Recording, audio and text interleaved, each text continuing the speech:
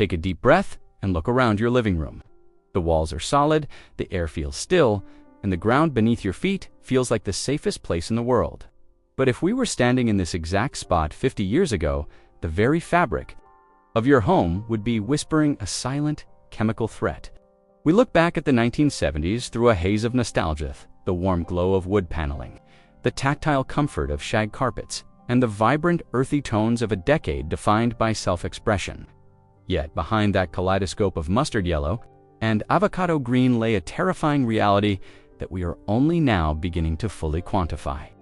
Your childhood home wasn't just a sanctuary of memories. For millions of people, it was a beautifully decorated minefield of hidden toxins.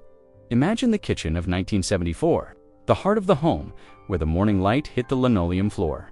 You'd probably remember those bright, cheerful patterns, but you wouldn't have seen the microscopic fibers of asbestos woven into the backing of that flooring, waiting for the day the tiles cracked or the adhesive failed.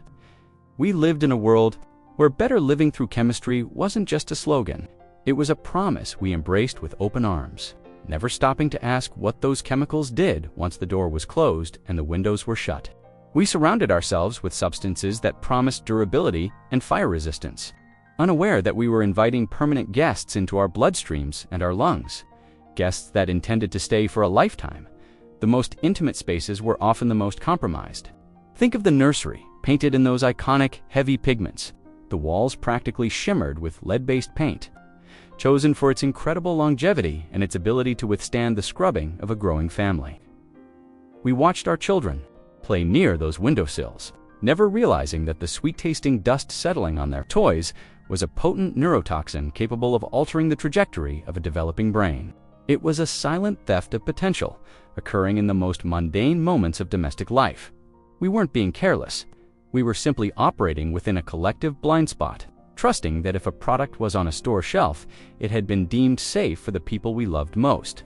Even the air we breathed inside those homes carried a signature scent, a heavy, slightly sweet aroma that we associated with new furniture and clean carpets. That was the smell of formaldehyde, off-gassing from the ureoformaldehyde foam insulation, pumped into our walls and the resins holding our particle board cabinets together. We were sealing ourselves into airtight boxes filled with respiratory irritants and carcinogens, believing we were making our homes more energy efficient and modern. The very innovations designed to make life easier were slowly compromising our respiratory health, masked by the fragrant clouds of aerosol hairsprays and heavy perfumes that defined the era's aesthetic. When dinner was served, the danger moved to the table. We marveled at the magic of non-stick pans, those revolutionary surfaces that allowed an egg to slide off with effortless grace. We didn't know about the forever chemicals like PFOA that were being released every time those pans were overheated or scratched. We served our families on vibrant orange-red feastaware or colorful ceramic plates, unaware that the brilliant glazes were often achieved using uranium or high concentrations of lead. The act of nourishment became a slow, unintended process of ingestion, where the beauty of the dishware was inextricably linked to its toxicity. It is a chilling thought to realize that the vibrant colors we loved were often the most lethal. As the evening wound down, we retreated to sofas and mattresses treated with polychlorinated biphenyl ethers flame retardants that were mandated by law to keep us safe from fires. These chemicals didn't stay inside the foam. They escaped into the household dust, settling on every surface and entering our bodies through our skin and lungs. We were trading one fear, the immediate terror of a house fire, for a much slower, more insidious threat to our endocrine systems and thyroid health. We lived in a paradox where safety measures were slowly poisoning us, and the very items meant to provide comfort were leaching synthetic compounds into our most private sanctuaries. The bathroom offered no refuge either. The medicine cabinet was a library of forgotten hazards, from mercury-filled thermometers that we held in our mouths to talcum powders that we now know were frequently contaminated with asbestos. We used cleaning products with such high concentrations of ammonia and bleach that they would make a modern chemist wince, mixing them in poorly ventilated spaces and inhaling the caustic fumes as a badge of domestic pride. Cleanliness was next to godliness, but in the 1970s, that cleanliness came at a steep physiological cost. We scrubbed away the dirt of the outside world using substances that were arguably more dangerous than the germs we were trying to kill. Even our hobbies and play were tinged with these hidden dangers. The toys we gave our children were often made of soft PVC plastics loaded with phthalates, which they naturally put in their mouths.